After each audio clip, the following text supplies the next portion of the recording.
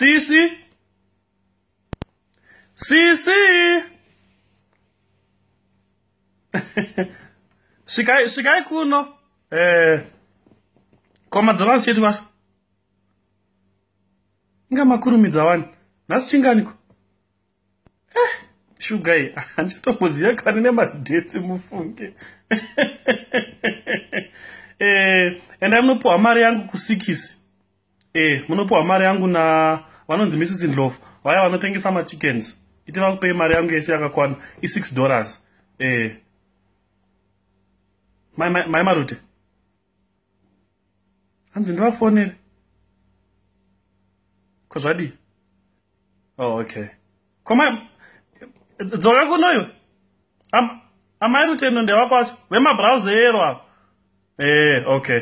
All right.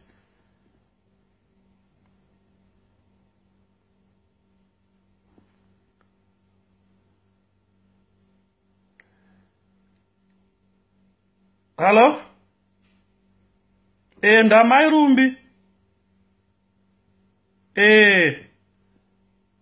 Kwa mai varipo.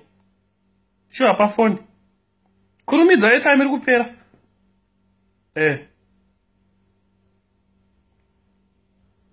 Maskati.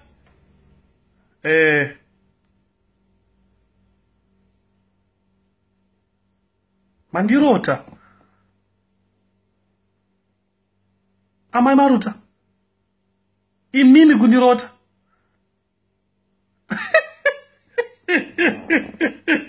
Inga namuine nharo.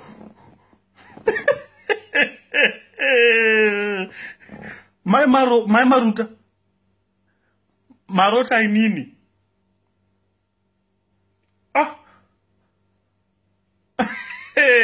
Saka pahama dzenyu dzese dzakazara nyika Marota Inini. Mamuchiridi mhope dzenyu.